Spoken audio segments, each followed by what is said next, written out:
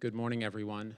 My name is Matt Ewald. I serve the Texas Tribune as Senior Director of Events and Live Journalism. Welcome to those joining us in person here in Austin and those joining us online from around the state for our conversation with Uvalde Leader-News owner and publisher Craig Garnett about his new book, Uvalde's Darkest Hour, joined by our interviewer, journalist Tony Plohetski. Uvalde's Darkest Hour, published last week, includes firsthand accounts of the horrific 2022 Robb Elementary shooting and chronicles the journey his newspaper and the Uvalde community have navigated as they've tried to heal, make sense of the incomprehensible, and seek meaningful change on local and state levels. Our program today will run an hour with 45 minutes of moderated conversation and 15 minutes of Q&A. Here in Austin, we have a mic for our audience, and our virtual audience can also submit questions online at texastribune.org/ask. That's texastribune.org/ask, and we'll try to get to as many questions as we can today. We will also have a book signing immediately following the program. We are grateful for our friends at First Light Books, opened in September 2023, and First Light Books representative Bradley is joining us for our book signing to follow. We're also grateful for the continued partnership with bookshop.org for hosting the Tribune's online bookstore, featuring books from author conversations like this one, and from the Texas Tribune Festival. Every purchase on bookshop.org supports local independent bookstores. Thank you to all those around the state who make the journalism of the Tribune, including events like this, possible by becoming Texas Tribune members. To learn more and to become a member, visit texastribune.org/support. Now on to today's program. Craig Garnett, owner and publisher of the Uvalde Leader-News since 1989, writes news stories, commentary, and editorials for which he has won numerous awards from the Texas and South Texas Press Associations. In 2023, he received the TPA's Frank W. Mayborn Award for Community Leadership and the University of Kentucky's Tom and Pat Gish Award for Courage, Integrity, and Tenacity in Rural Journalism. Our moderator is Tony Plohetski, investigative reporter for the Austin American-Statesman and senior reporter at KVUE-TV. He was the lead reporter for the Statesman's coverage of the 2022 Uvalde school shooting, and was a finalist for the Pulitzer Prize Gold Medal for public service. His work on Uvalde for KVUE was honored with a DuPont Columbia Award. I thank both Craig and Tony for joining us this morning and our audience for being here as well. And with that, I turn the program over to Tony. Thank you so much, Matt, and thank you all for being here and for joining us from across the state. Over the past 2.5 years, I've gotten to know you, Craig, and in many ways have walked with you and alongside you as you and your community and your newspaper have covered the day of the shooting in May 2022 and in the months after. So I know how much pain you have been through in that process, and I know the trauma that you and your community have endured. Given that, I just want to start by asking you, I know that you were keeping a journal through all of this, but I just want to start by asking you, why did you decide to write this book? Within, I think, 6 weeks of the tragedy, it became clear to me that a journal was not going to be sufficient, and I didn't feel like we could report all of the details that were surfacing in our newspaper. You know, we were writing extensively about, obviously, what happened, but the gravity of it and the amount of information that was piling up, it just seemed like it had to be a more comprehensive document, and that's when I decided to start writing. Was there a precise moment or a precise event in the aftermath when you thought, this is going to be a book, I've got to do this as a book? I think maybe the catalyst at that point was the Texas House report in July, and because I think that's what I kind of documented in my journal keeping, that it was overwhelming at that point, and so that launched me on the book. And one of the things about this book is that clearly there's been so much coverage, so much reporting in the aftermath of the shooting. But at the same time, you do bring, and it really does come through, your own vantage point as the publisher of the local newspaper. Was that a driving force behind this too, that you really, in a way that no one else was equipped to, capture the feeling and the emotion and the facts on the ground? Yeah, we were obviously in a place of being able to obtain facts on a daily basis, and facts are what we discover them to be, and sometimes things were changing, particularly with Robb. It seemed like every week some fact would unravel and you'd have to go back to the beginning. But yeah, we were keepers of that in a sense, or at least we were in pursuit of that. And I knew the community, after 40 years, I knew so many people and had wonderful relationships with elected officials and institutional leaders. So I was in a position of being sort of at the heart of the tragedy. And that was the perspective I hoped to bring to the book. I mean, talking with people that I knew on a first-name basis and would meet daily, and their reactions, and then, of course, the families. I want to just talk about that day that changed your professional life as well as your personal life. You talk about being in your office, which is kind of upstairs and right there on the downtown square in Uvalde. There was scanner, kind of the crackling of the scanner traffic, and then you heard sirens. Just recount for us, those initial minutes around 11:30 on that morning, 11:30, 11:45. Well, I think, as I say in the book, the level of noise was so incredible and out of place for anything that we'd ever heard in Uvalde. You could tell by that, by the level of activity on the scanner, and then the sirens that seemed to come from every quadrant of the city as police funneled in. And then the helicopter noises began, and you knew that something extraordinary was happening. And our newsroom was just trying to piece it together. I mean, we were clueless as to the magnitude of what had just happened, for up to an hour. Yeah. How did it become clear? Our photographer was there at 12, and the event started at 11:30 something, 33. So when he got there, the building was surrounded by police officers and parents who were screaming and calling for the police to go in and intervene in what was apparently some guy with a gun inside the school. I don't think anybody fully understood, who arrived after 11:34 or 5, after most of the shooting stopped, that what had happened. The police knew. They had gotten there within 2 minutes. But the rest of the people, they knew there was danger, and our photographer knew that something had happened because of a domestic shooting that took place on Dia Street just before that incident. So by the time he got back to the newspaper about 1, he said, I asked him, Pete Luna, I said, Pete, what's happening here? And he just said, boss, it's bad. But we didn't have numbers. We knew that children had been shot. I know that as you navigated that day and the weeks and months and even years beyond that, you were having to grapple with the emotion of it all and the emotional toll of it all, but you were also having to make profoundly important journalistic decisions. Beginning with that day, I want to ask you about some of those images that your photographer captured of the children rushing out of the school, being led out of the school, and your decision to share those images with the national media. How did you make that decision? Well, he had so many images from that day and some video, and immediately the national press wanted to share those. They wanted them, and we had no way, no skill set that would allow us to come up with some kind of licensing agreement or figure out how we would, parse these things out. So we just said we're going to give 26 of those images to the most established media companies, and that's what we did.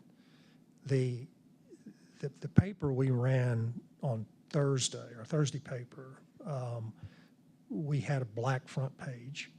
And the reason for that is the images of those kids running from the school, we felt like, and my staff really led me in this direction, and I'm grateful for that, that if we ran those images that ended up being so iconic, people in our town whose children didn't live would see those children still alive running away, and that would just compound their pain. So we chose to use just a black page, and some of the other images went inside. And the following Sunday, our front page was a reproduction of every child and the 2 teachers who had died. Also, that first day and in those early hours, you're making these critical coverage decisions. You are trying to just sort through all of the information and the misinformation. But you also, it becomes clear that one of your lead reporters, Kimberly Rubio, her child is among the victims. So that just added another dimension to what all you were having to go through and lead your organization through that day as well. That's correct. Yeah, that was hugely traumatic. How did you do that? We've done this for so long that you just kind of go into a sort of automatic pilot mode where you just, put one word after the other and keep going. Our managing editor was extremely close, still is, with Kimberly, and knew her intimately and all the children, and she was probably most impacted at that very moment. And she went home and she wept for a long time, a period of hours, and then she came back. And each one of them, the women in that newsroom who were so courageous, they would cry through tears and keep calling, keep writing. Within the journalism industry and the media profession, after particularly the Sutherland Springs shooting in 2017, there was a lot of conversation about just the sheer volume of reporters and journalists and news outlets that flood a small town. Uvalde, obviously bigger than Sutherland Springs, but still not really equipped to handle this volume of people, and also just a lot of conversations about should there be that many journalists? Does every news outlet need to send a dozen or more people from the national outlets? I'm curious, as sort of the owner of a local newspaper that is so steeped and entrenched in that community, what it was like to see that volume of press show up in a matter of hours on your doorstep. Well, of course, you've seen it, you've watched it on television for decades through any number of mass shootings and other horrible incidents. But when it presents itself in your town, it's overwhelming. It's just surreal to see how many people can squeeze into a tight space around one point of interview. The intersection in front of Robb was the scene of a number of press conferences where the DPS would get up and report what they knew. And for a block in each direction, there were nothing but reporters and camera crews. And 200 reporters easily. And, that was in the opening days. And the television crew trucks with their antennas, it looked like the some tents. kind of, the tents, it was insane. But that level didn't hold for too long. Within a matter of days and then a week, and they began to pack up and go.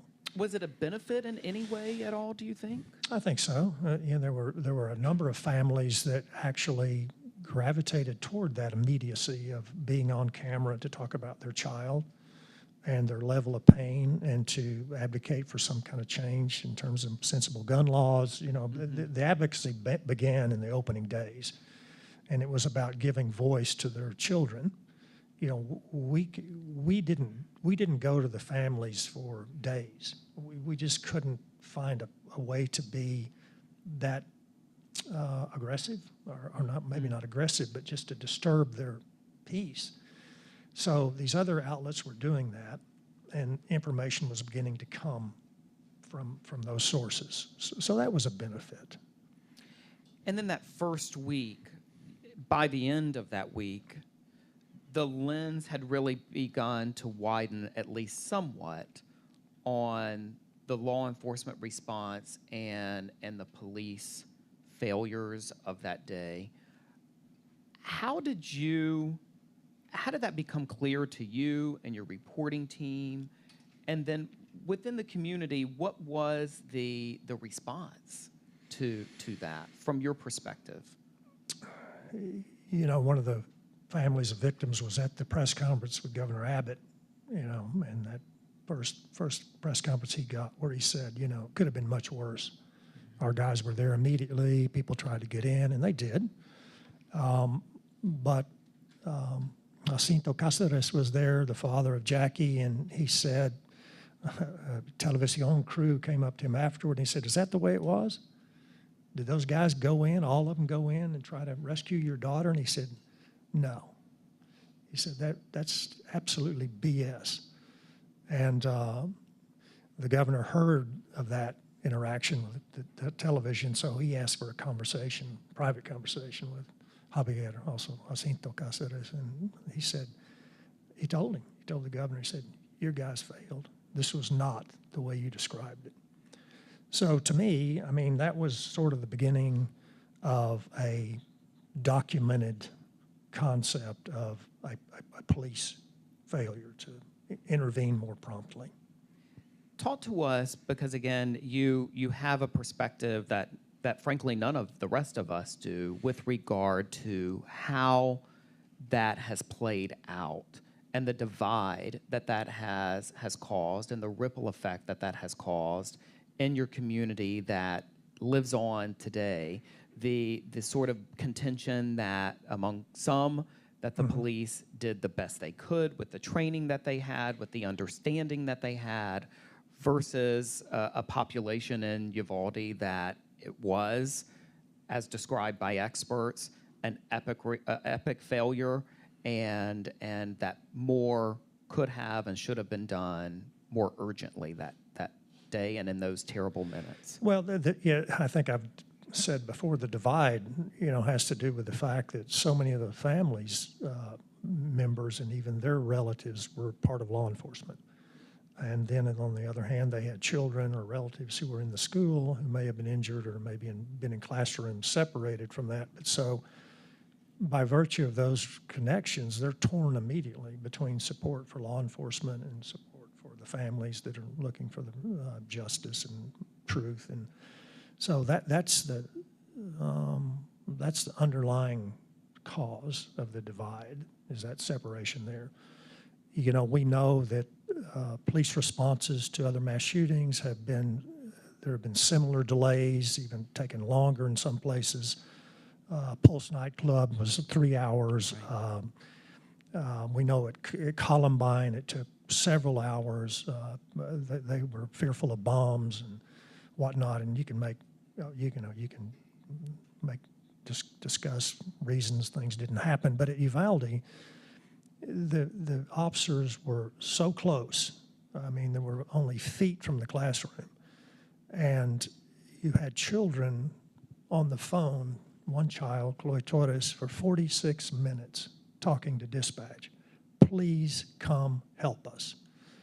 You have a police officer whose wife is a teacher who's called him and said, I'm shot, I'm dying. You know, you have all of these motivators in place, and you have two classrooms separated by a wall through which the shooter's bullets can pass easily. It's an AR. And that's holding police in check. And then you have this force, and then you have this force, and here's a stalemate. But you can never convince these families and many others who saw what happened and what they went through that police response was adequate. I want to talk about the Uvalde Leader-News. You have been there since the early '80s and have been the top person since the late 80s. Talk to us about just your staff. How many reporters you had that day and now, and then I just want to talk about the movement of a traditional print publication and how the shooting really spurred you to become, out of necessity in many ways, almost a 24/7 operation. Yeah, we've been twice a week. We'd been twice a week for 75 years, and on the day of the shooting, the next day, at midnight, we realized that digital was where the news was unfolding, and we can't wait till Thursday or Sunday to put out a print product that's going to be not relevant to so many. So we immediately began to try to put stuff on our website and to go have a more pronounced digital presence. And that's what we've done since. We had to reduce our publication to once a week for financial reasons, and that is another motivator for us to have a more digital presence. We do all the social media. We do Instagram, Twitter, Facebook, YouTube. It's just the reality of where we are. So the newspaper business has fundamentally changed, and that happened at least 15 years ago. And with regard to your coverage, and given the amount of divisiveness in the community, it's almost inevitable that some of that anger and some of that emotion has been channeled in your direction as well. I know you've lost friends in the past 2.5 years as you have led the coverage in the aftermath of the shooting. Talk to me about that. How has that been for you personally? Well, of course, I'd lost friends before that. Fair enough. Yeah. Fair enough. But yeah, I mean, we've had controversial events that we covered, and we did it in a fashion that we thought was justified by what journalism calls for.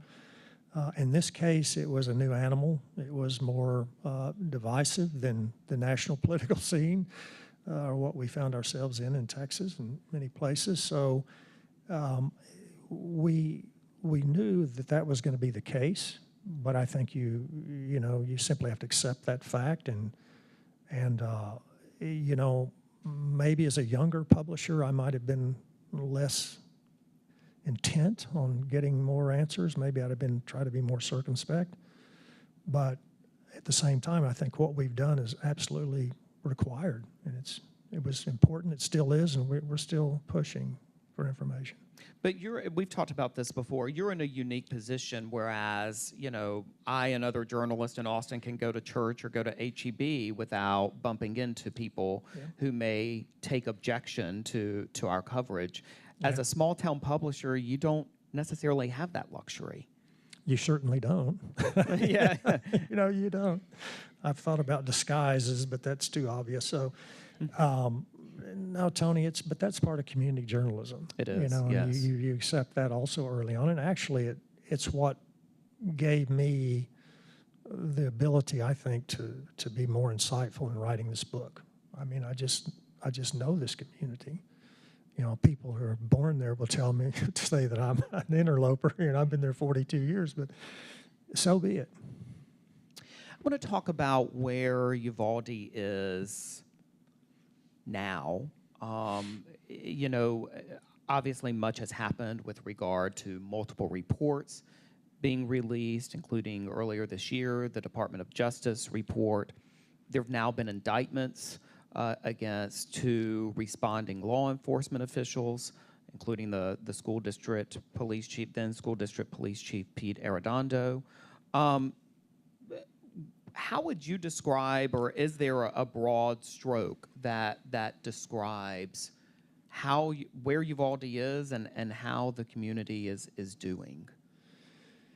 I don't think there's a broad or even a tighter way to describe it. Uvalde is many different things. It's a city. It's a poor city. 25% live below the poverty level. There's another group that are hardworking, blue-collar people that go about their business. There are some who are upwardly mobile, folks, Latinos, and all of them. And then there's a sort of a higher class that is property owner, other property owners and business owners and things like that. So by definition, there's a segment of Uvalde that doesn't pay attention. I mean, they can't on a daily basis afford the time or the energy to engage themselves in this divide. They've got to live. They've got to put food on the table. So that's where we are, with maybe a little more pronounced opinions about what happened that day and how we can get beyond it.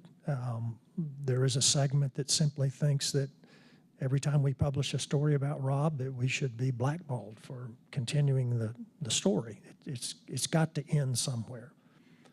But that shadow is so long that it's going to take, some people have said it's going to be our children's children who figure out how Uvalde actually heals. And then we have the Reverend Mike Marsh at our Episcopal Church has said over and over that his fear, and I love him for this, he's a dear friend, but he said that, my fear is that in Uvalde that we're going to get beyond Robb. But all the other things that we need to address, the poverty, the racism, the classism, the homelessness, the hunger, is going to go wanting still. So, those are that's kind of a seriously deep look at what really should happen. Do you think that for many in the community, though, I mean, there are these very unique, frankly, prosecutions that have been brought. Do you think that brought or is bringing any kind of measure of a feeling of justice or of accountability? Or are people, to your point, maybe not even tuned into that as much? I think for some it was a bit of a relief to think that there was some measure of justice in their minds for that day. Particularly Pete Arredondo, who was, meant to be the incident commander.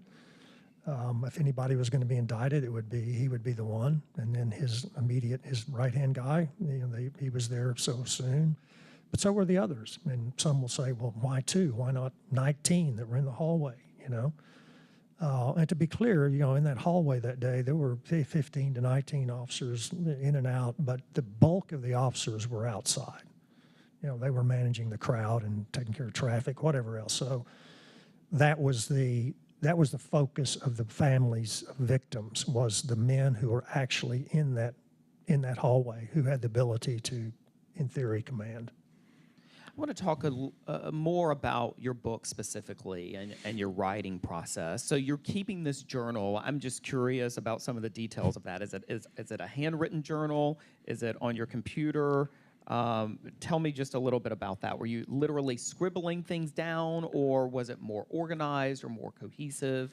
Mostly it was done on my iPad or my phone, using notes because it's so available and so easy to manipulate.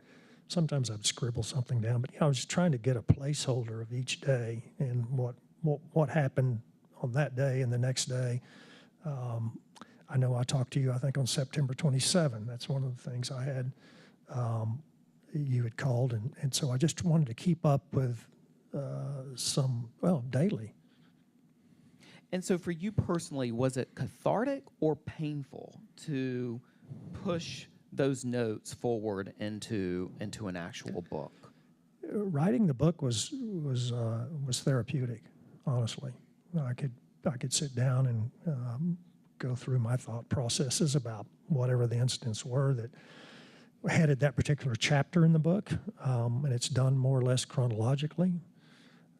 So as I was writing, I was going back through and exploring what I knew and what I'd gotten from other reporting, and that was a helpful process. And I think my wife, bless her heart, she didn't want to read it, but she wanted to encourage me to follow that process.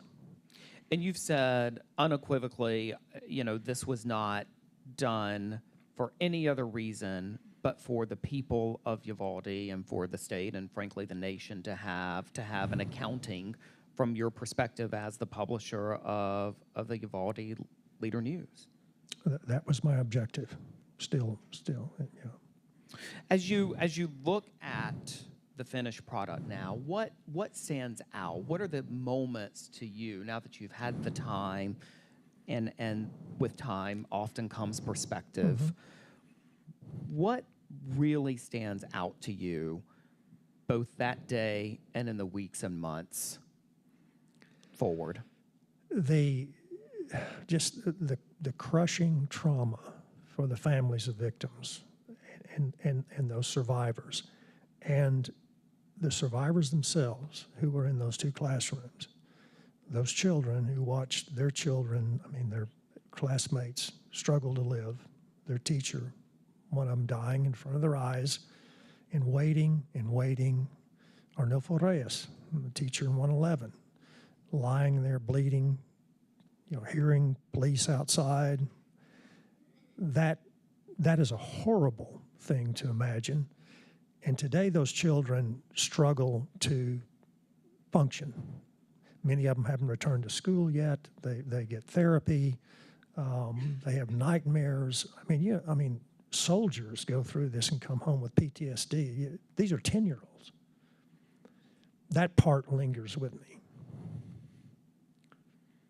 And in the months afterwards, what are in your mind and with the perspective now that you have, what were some of the key moments afterwards? I talk about it in the book, but I say that the creation of the murals was one of the most uplifting events for most of the community, particularly the families of victims and survivors, to see those children's faces and 20 feet drawings on buildings. And we look at them every day as we go to work. And Lexi's on the building right next to our building, and she's standing there with a beautiful smile on her face. And I think that was a huge turn of events for the community, for healing.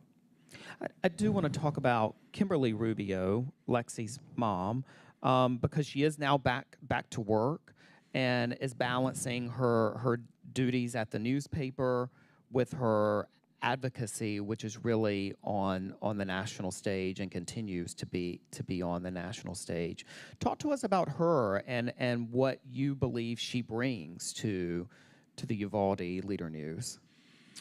Well, she's the most amazing woman, so capable, and she didn't have a college degree when she went to work for us, but she was reading all the time at her desk, and maybe I gave her too much time, but anyway, she was a voracious reader, and you knew that if she read that much, she could write. So we put her in a reporting position, and my gosh, she just grabbed it and ran with it and won lots of state awards for her reporting.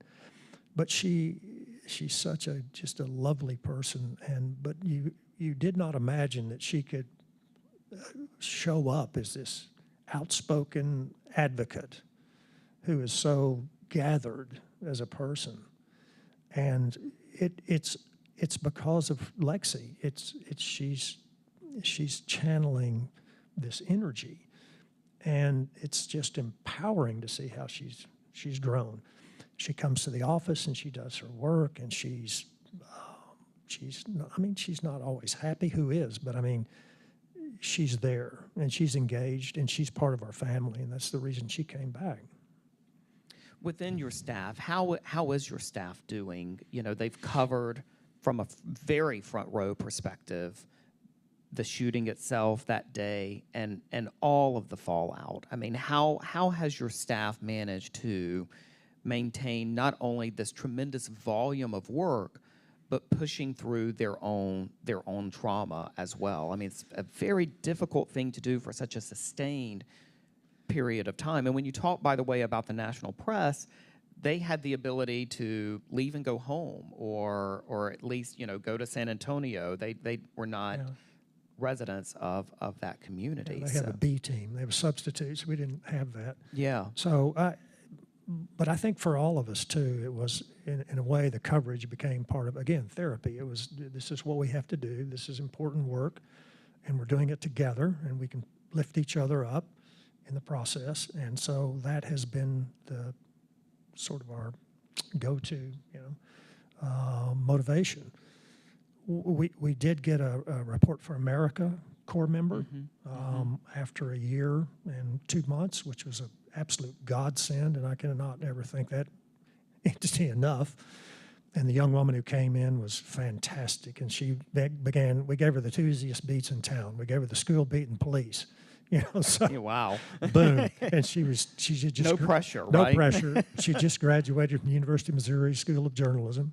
Brilliant young lady, and she gave us so much oxygen. And I think that was a turning point for our staff in terms of bolstering our health. As you were completing your book and getting it into a near final draft, I know that, or my understanding at least, is that initially some of the biggest publishing houses in the nation were contacted about possibly publishing this book, and that I believe you were told at some point that there was not a lot of interest in books on school shootings. Is that how the story? I mean, is that accurate? Is that how the story went? Yeah, well, of course, if you're writing nonfiction, you're supposed to send out a query ahead of time and say, "This is my project. Right. Would Here's you my support pitch." it?" Yeah. Here's my pitch. Of course, I did it backwards. I wrote most of the book, and then I began looking and querying, and nobody was interested in it.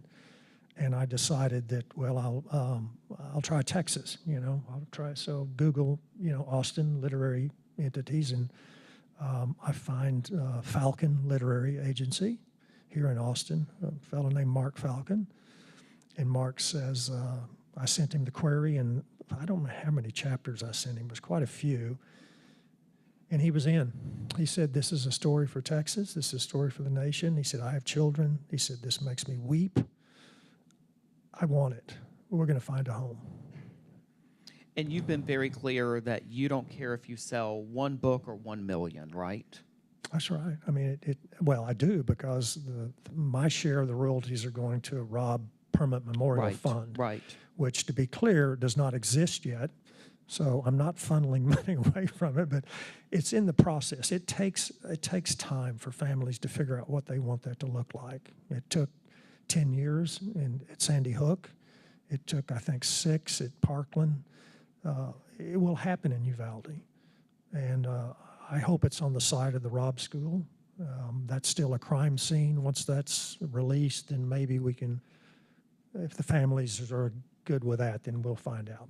What is, in your mind, I know we've talked about sort of key moments, but in terms of the biggest overarching takeaway, we talked about, you mentioned the grief of the families, but is there the biggest overarching message that you want a reader to walk away with? Well, and I think we've talked about this too, and it changed some of the way we do our reporting, is that communities become complacent. We're accustomed to having people run our institutions and be elected officials who may not be qualified, but they're okay people, or we like their personality. I think Uvalde found itself in a place where people who were meant to be leaders could not handle the level of pressure that presented itself in the wake of this shooting.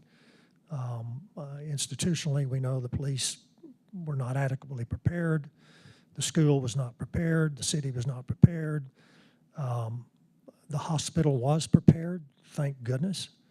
But we decided in the aftermath that no longer would we take people's written announcements for public office and run them virtually verbatim. We were going to interview everybody who wanted to hold office from now forward to let the community know what their real qualifications are, and can they be a leader in the midst of this level of tragedy.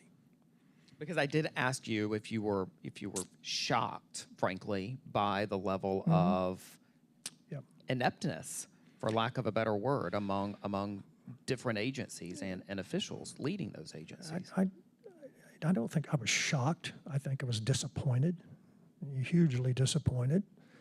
But it should not have come as a surprise. And I think I said this, that, I think this is true of every community in the nation. Whether it's large or small, you look at who's in office, who's running your institutions. What are their qualifications? Can they really lead, in the midst of this kind of an event? But it sounds like the prevailing theme and what you really want people to walk away with is a sense of, if it can happen here, it can happen anywhere, and we need people in the chair who will be prepared and who will know how to respond. That's exactly right. Yeah, be careful about who you choose to be your leader. It's true in wartime. It's true in a tragedy like this. As we wind down in our final minutes before we begin opening it up to questions from the audience, I just want to ask, you've been at this for 40 plus years in Uvalde. What does the future hold for you? What does it hold for, this historic publication that did historic work during a terrible time? And what does the future hold for the community of Uvalde? So a three-prong Yeah, question. thanks but, for that. Starting with you, I mean, do you think you will continue to lead the Leader-News into its next chapter? And that's my plan. And before Robb, I think I was probably looking for an exit ramp. But now I'm sort of rejuvenated in a perverse way, maybe. It's certainly bittersweet, but I want to see this paper survive, and there are no guarantees. I mean, papers are folding all around us, but I think it's vital. I mean, local journalism is, if we didn't know it was important before, this is a huge reminder. So I want to do that. The Leader-News, I think, will find a place in the future. It's going to be a different look. Yeah. It's going to be more digital, obviously. How do you make it sustainable? I mean, it's the same question any newspaper publisher is being asked. Absolutely. And trying to find the answer to. Yeah. You look for a hat to pull a magic rabbit out of it, but because of the Report for America people, they gave us insight into how to do crowdfunding and look for philanthropy. We received a Press Forward Award, which was a huge outcome for us. I mean, they chose 200 papers, media companies across the nation. Wow. to divide up $20 million. And we got a share of that for the next 2 years. So I'm definitely going to be on the payroll, looks like.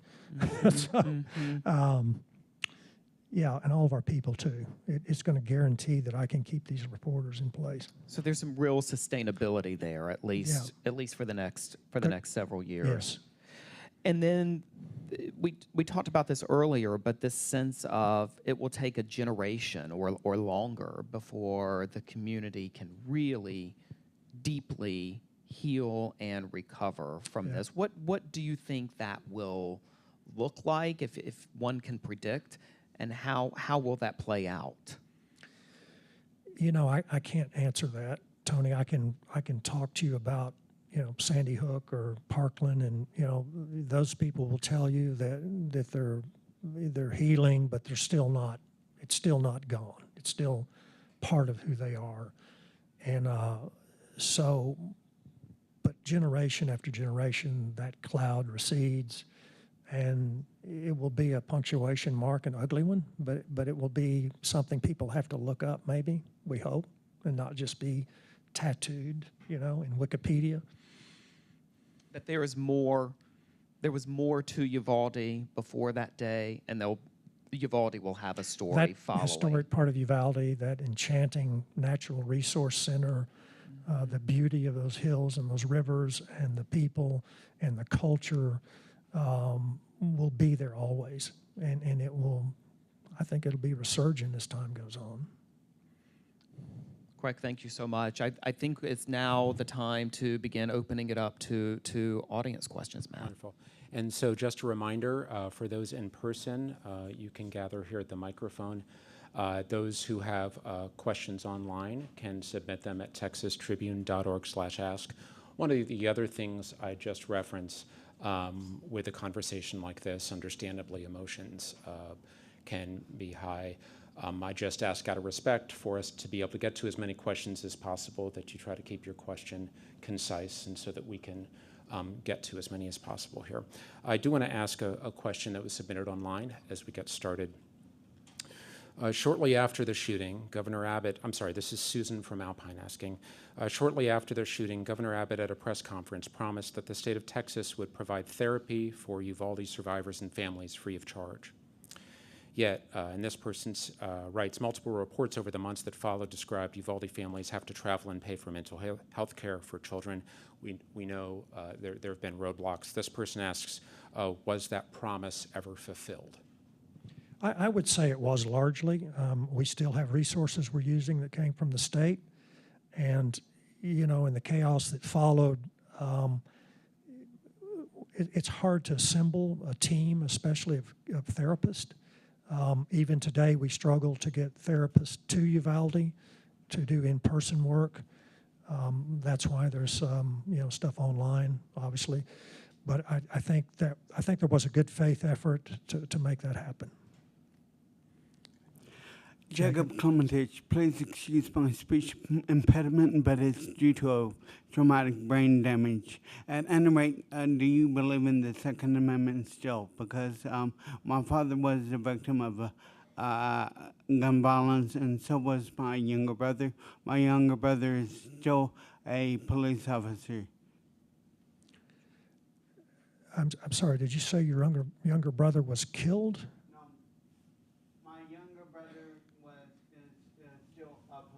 Okay, got it, yeah. Yes, I believe in the Second Amendment. I think it's the way it was written by the Founding Fathers was vital. That we have people have access to weapons to defend themselves in the event of some kind of a coup or tyranny or rebellion. I think the Second Amendment has been broadened probably a little bit too much, especially when it comes to age, to own an AR.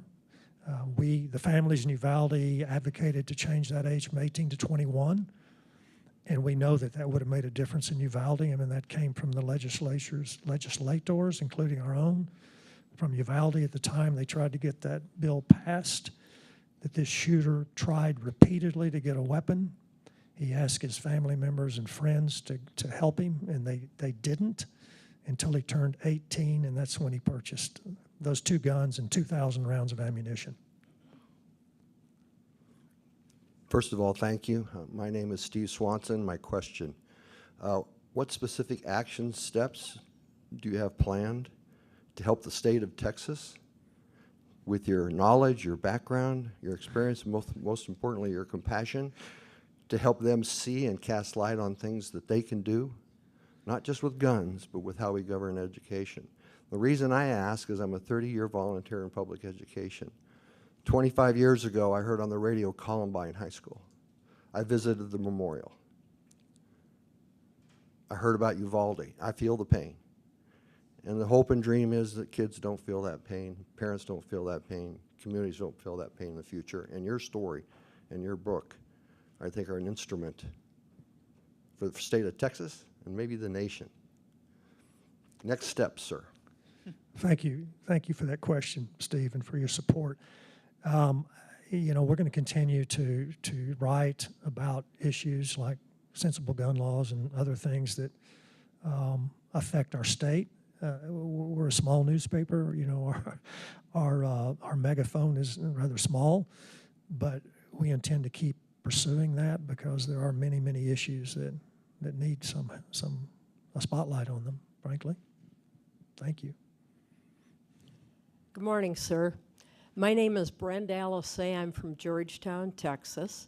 And I would like to thank you for being a journalist. Continue your great work. We need great people in journalism and in the news media. So thank you so much. I am a Sandy Hook Promise volunteer, registered volunteer. I'm also a gun reform group leader. So my team has visited our elected officials with petitions, memos, etc., trying to implement or get them to implement some common sense gun reforms with all these mass shootings that have occurred throughout the country. And first question, and I did submit these, I think, online, but the first question is, do you have any tips or advice for how we can meet with our elected officials and get them to really act or take seriously gun reforms? That's the first question, so I'll stick with that. Okay? Thank you for that question. I think they are accessible if you follow the right channels, and they may listen to you in earnest, or they may dismiss you, saying that they're not interested, which has happened to Kimberly and many of the other advocates at the local, at the state and national level. But that is the path that's open to us. The ballot box is the other obvious path. So beyond that, I'm at a loss. I'm Suzanne Wallen, and my mother and grandparents were from Uvalde. And kind of like you were saying, I have this perverse obsession now with Robb, but also want to just thank both of you for the incredible reporting and for not giving up on this story. It's so important, not just to Uvalde, but to the country. But my question is actually just asking your commentary. I live here in Austin, and I bring this topic up every once in a while, and I get objective responses. But I went to San Antonio just for, fun. And I found when I was there, and I would bring it up, not the Robb topic, just that I had this connection to Uvalde. And especially with Latino people, I would get this like I had almost slapped them or something. And it occurred to me that the racial component in all of this is so much deeper than what we realize, especially even here in Austin, a progressive city. And I just would like to hear either or both of your commentary on your thoughts of that, the racial aspect of it. Well, Uvalde's, the school system is about 90% Hispanic. The county or the city's about 75%. So, yeah, you're right. It's a largely Hispanic community. And that plays into what happened at Robb in the sense, I think, that, well, Robb was mostly Hispanic, but, most of the police officers who responded are Hispanic. Most everybody is Hispanic, many elected officials. So everybody had a part to play, so was there a divide because of the Latino, white mixture? I don't know. Some people have argued that if those children in that classroom had been all Anglo, there would have been a different outcome. I'm not saying that I subscribe to that, but that is a very distinct feeling among some, for sure. And you have to think that maybe that's a possibility, although, again, the officers are largely Hispanic. I want to ask one more question submitted online, and then we'll have one more question here in person. I'm going to combine a couple things. And I apologize, Craig, if you had discussed this already, but just asking about plans for, is there already a permanent memorial? What and where is it? And then a question about when will the new school be dedicated? Is there a name set for what that school will be called? Well, first, the permanent Robb Memorial is still under consideration. The new school called Legacy Elementary is going to open the fall of next year. It's largely, it's there, the building is assembled, but a lot more work involved with the interior and the landscaping. It's a beautiful school. It's 2 stories, just in the interior, there will be a tree structure with all glass behind it, and the branches will have the names of each child who died, and the teachers will be part of that tree as a memorial. We'll have our last question here, and then Craig will have you just close the program after this last question. Mr. Garrett, thank you so much for coming today, and appreciate the support you provide in Uvalde from your decades of work living and working there. I agree wholeheartedly. Sophie is a rock star. I've been able to work with her since October of 22 when I came on as the executive director of the Uvalde Moving Forward Foundation. As you just mentioned, a new school is being built in Uvalde. There's a mental health campus being built at the Fairplex. In your opinion, given the political, social, economic fabrics that are interwoven within Uvalde, what external supports are still needed for Uvaldians in terms of continuing to work through the trauma from May of 2022, and then just in general supports that people from Texas and across the country can continue to provide for Uvaldians? Well, thank you for that. I mean, obviously, the funding channels are pretty well, have ceased. So there's not a question of sending money to be distributed to these families. You could figure out some method on your own, perhaps. But outside of that, I think just being engaged, with laws that maybe help prevent something like this again in the future would be wonderful.